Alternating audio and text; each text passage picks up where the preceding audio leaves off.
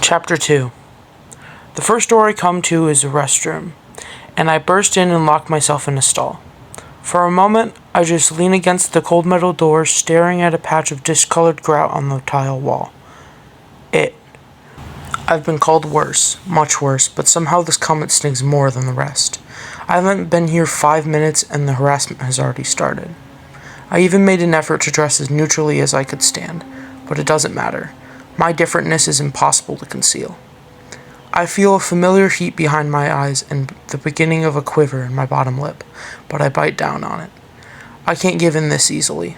I can't let one bad moment ruin my chance at a fresh start. I close my eyes and take 3 long, deep breaths. Slowly, my heartbeat returns to normal. I pull out my class schedule and check the map on the back. My first class, AP English, room 207, is on the other end of the campus. Class starts in 15 minutes. If I want to avoid the rush, I'd better go now. The quad at Park Hills High is approximately 900 miles from end to end and feels just like the yard in some old prison movie. I entertain a brief escape fantasy in which I'm shanked from behind and bleed out before the first bell rings so I don't have to face the rest of the day. No such luck, but I make it across without incident, push open the door to the language arts wing, and start down the hallway. I stop outside room 207 and peer in through the window, one of those tall, narrow ones with chicken wire between the panes. I can't see anyone inside, so I open the door and enter. The empty desks are arranged in a grid, and I take a moment to consider my options. The front rows are no good, because I'd be on display for everyone as they come in, and after the morning I've had, I'd rather avoid the scrutiny. But the last few rows are out too, because teachers love to call on kids who sit in the back. I choose a desk in the center of the room, drop my bag next to it, and slide into the chair. It's new. There's hardly any graffiti at all, only the word penis etched in a corner. Briefly, I consider inscribing vagina on the other side, just to balance it out. Then the door bangs open, and a huge guy lumbers into the room. He's at least 6 feet tall, probably over 300 pounds, and he's wearing a black t-shirt depicting Darth Vader clutching an ice cream cone. His nest of messy black hair is clamped under a pair of red headphones, and he appears to be playing an air guitar solo as he walks down the aisle, eyes closed, face contorting an apoplexy of rage or ecstasy. It's hard to tell which. He goes up on tiptoe, pinwheels one arm to strike a triumphant chord on his imaginary axe, then falls to his knees and throws his hands up like he's taking in the applause of a stadium crowd. After a long, gasping moment, he gets to his feet, slides into a desk right across the aisle from mine, and begins rummaging through his dilapidated backpack. I clear my throat to get his attention, but he doesn't respond. He probably can't hear me with those headphones on. Finally, he turns his head to crack his neck. He opens his eyes, sees me, and flinches in surprise, knocking his backpack off the desk. His belongings spill into the aisle between us. Books, papers, a Yoda pencil case, and an avalanche of small pink candies. We stare at each other in wide-eyed silence for a moment. And then the guy speaks, his voice about 40 decibels louder than necessary. "Jesus Christ on a cupcake, you scared the crap out of me." I gesture for him to take off his headphones. "Oh yeah," he says too loudly. When he pulls them off his head, his hair springs up, giving him an electrocuted look. He stands and retrieves his backpack, while I slide out of my chair to help collect his belongings. The candies turn out to be strawberry starbursts. Dozens of them. When I've picked up the last one, I drop the pile onto his desk and meet his gaze. His eyes are large and dark, and he stares at me for a long time, not saying anything. Part of me wants to turn away, to pull out a book and bury my face in it. But there's something about his presence, a gentle goofiness that makes me take a chance. Tentatively, I break the silence. "I'm Riley." He blinks. "Solo." I raise my eyebrows. "That's what people call me," he says, short for Jason Solomona. Solo snatches one of the starbursts from his desk, unwraps it deftly, and crams it into his mouth. After a few hearty chews, he says thickly, "Want one?" I don't, but I feel like telling him no would be tantamount to refusing a peace offering from a foreign diplomat. "Yeah, thanks," I say, and take one. It's sweet, and immediately adheres itself to one of my back molars like a quick dry cement. Solo stares at me for a moment, his eyebrows drawn together. He starts to speak, but hesitates. My heart sinks. Here we go. Come on, let's get it out of the way. Finally, he seems to make a decision, and says, "You're new." "Yeah," I say, relieved. "Where are you from?" "Wait," he interrupts himself. "Don't tell me." He glances at my shirt, then leans into the aisle to look at something on the ground. My shoes? He straightens. Midwest, he says. Half amused and half confused, I tilt my head to one side. Why the Midwest? He points to my Doc Martens. Boots, not very practical for Southern California. I start to retort, but he's already moved on. Authentic vintage Ramones shirt, not something you can just pick up at a Hot Topic. He inclines his head as if waiting for confirmation. My heart gives a pleasant twinge. The guy doesn't seem put off by my appearance at all. In fact, he seems genuinely interested. Go on, I say. Unusual haircut, rebellious air about you. Why does that make you think I'm from the Midwest? Solo shrugs. Where else could you develop such contempt for traditional American values? This makes me smile. He smiles back. Now, he continues, putting a finger to his lips in a cartoonish imitation of a TV detective, your vampiric Irish valor suggests north of Indianapolis. He sits back in his chair and folds his enormous hands. Chicago, am I right? Not quite, I say. Detroit, he replies. Nope. Madison? I shake my head. He throws up his hands. I give up. Where? Park Hills, about a mile from here. He sags back into his seat, deflating like an enormous car dealership balloon that's been punctured by a sharp rock. Damn, he says. I thought I had you pegged. I shrug. Sorry to disappoint. He laughs. Not disappointed, just surprised. You look... He pauses mid-sentence, and my heart sinks again. All the words I'm afraid he might say rush in to fill the gap in his speech. Weird. Freakish. Wrong. But then he does speak, and he doesn't say any of those things. He says, You look too exotic for Park Hills. Something inside me seems to swell and grow warmer, and I'm surprised when a weird laugh escapes me, something between a bark and a giggle. At the sound of it, Solo laughs too. Caught up in the moment, I sort of flip my bangs back and say in a low voice, Exotic am I? Solo's smile falters, and the silence that ensues is so awkward that I want to climb under my desk and die. Solo flushes a deep brown, and I drop my gaze to my lap. Stupid, stupid, stupid. I'm so desperate to make a friend that the second I get comfortable with someone, what do? I make some weird, embarrassing joke, and he interprets it as flirting. It was the wrong thing, the wrong energy to send out in that moment. And despite my feeling neutral today, this guy clearly sees me as a guy. I can tell by his uncomfortable reaction to my unintended flirting. Now there's a palpable weirdness between us, and I desperately wish I could take back that stupid hair flip and just keep my mouth shut. Much to my relief, Solo starts speaking again as though nothing happened. If you're from Park Hills, why am I seeing you for the first time a month into junior year?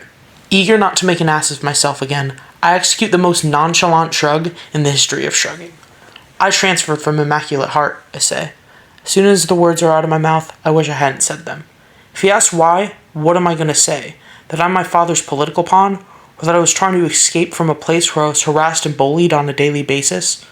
Charming small talk for a first conversation.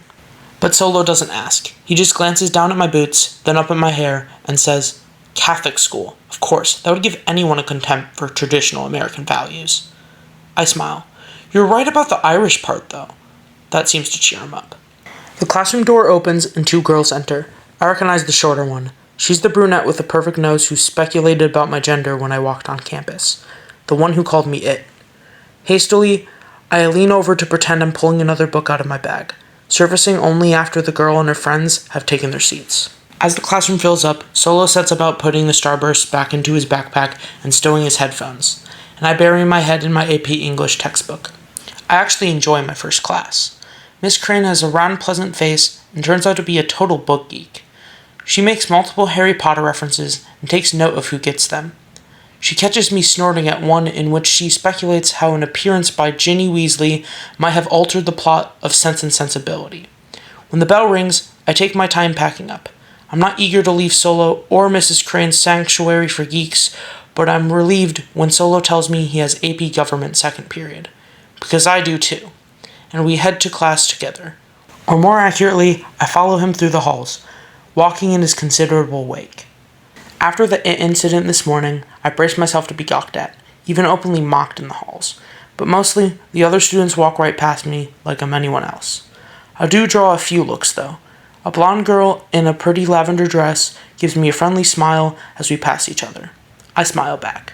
Then, just as I'm starting to believe I might actually fit in here, a short guy in a blue baseball cap looks me up and down.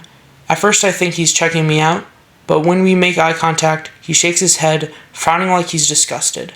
I pick up my pace as I walk past him and follow Solo up the stairs to our next class. Mr. Brennan, the government teacher, has an enormous Chuck Norris mustache and assigns desks by alphabetical order, so I'm forced to take my place in the middle of the second row, while Solo ends up one row over. When Brennan starts his lecture, I'm not listening. I'm replaying the whispers from this morning and the disgusted look from the guy in the hallway. At some point, I look up to find Mr. Brennan standing directly in front of my row. "Anybody want to hazard a guess?" Brennan says, referring to a question I apparently didn't hear. "This is the U.S. House of Representatives, people. The United States. The country in which most of you were born." I look down at my desk, praying he doesn't call on me.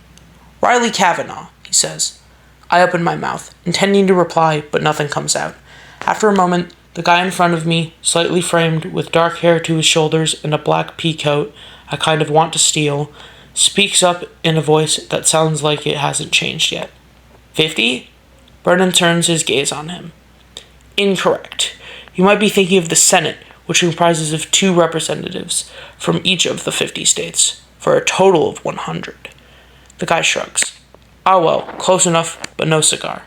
But in any case, DeLuca, I didn't call on you." He turns to face me again. "Kavanaugh, care to take your shot?" The entire class is looking at me now, and the sides of my face instantly get hot. When I blush, which I do with pathological frequency, it's not like a subtle change in skin tone. It's more like a new paint job. Warning thoughts flash through my head. Play dumb, give the wrong answer. But habit wins over caution, and I reply. 435, I say. My face basically bursts into flame, and I look down at my desk. "Correct," Mr. Brennan replies, turning to pace the center aisle. It appears that only 2 of us in the room stand between our fragile republic and the clandestine oligarchy. Let's see if we can't increase our numbers this year, shall we? With that, he resumes his lecture, and I zone out for the rest of the period. When the bell rings, everyone explodes out of their desks and stampedes towards the door. I get the impression that Mr. Brennan is not in the running for Park Hill High School's most popular teacher. I follow Solo into the hall. It's less crowded now, and I can actually walk next to him without being shunted aside. "What's next for you?" I ask. "Expendial, then Algebra 1. "You're still taking Algebra 1? I hate sequels," he says. I laugh. "Which period do you have lunch?" Solo's about to answer when a tall guy slams into me, knocking me sideways. He's broad-shouldered, with a mop of sun-bleached hair, and his left arm is encased in a yellow fiberglass cast. In his good hand, he's clutching an iPad. As he blows past, he turns his head and looks at me. I catch that familiar flicker of uncertainty as he tries to figure me out. He gives up more quickly than most, and just says, "Watch where you're walking, bitch." He shoots Solo a reproachful glance, then continues down the hall. A younger kid chases after him, shouting, "Give it back, man!" Solo steadies me with one big hand. "You okay?" "Yeah," I say, regaining my balance. "Thanks." "Who was that?" "Jim Vickers," Solo says, frowning as the chase proceeds around the corner. "Prank enthusiast / running back, but he's out for the season." "Running back? As in football?" Solo shakes his head. "Chess." I snort. Is he always such an asshole? But Solo doesn't seem to hear me as we round the corner and push through the double doors that lead out to the quad. It's a bright day, already approaching the mid-80s. The sun feels good, and I stand up a little taller. "You know where you're going next?" Solo says. I dig into my bag and pull out my schedule. Pre-calc, then French, then lunch. "Well," Solo says, "then we part ways." He puts his palms together and makes a mock bow. "May you survive your first day." I feel slightly nauseated at the thought of being on my own again. Even though it's only been 2 hours, I was getting used to having a massive bodyguard. I turn and mirror his mock bow. "May you endure the horrors of algebra," I reply. Solo smiles. "So, see you at lunch?" At that, Solo's eyes drift to something in the distance behind me. "Yeah," he says. "Maybe."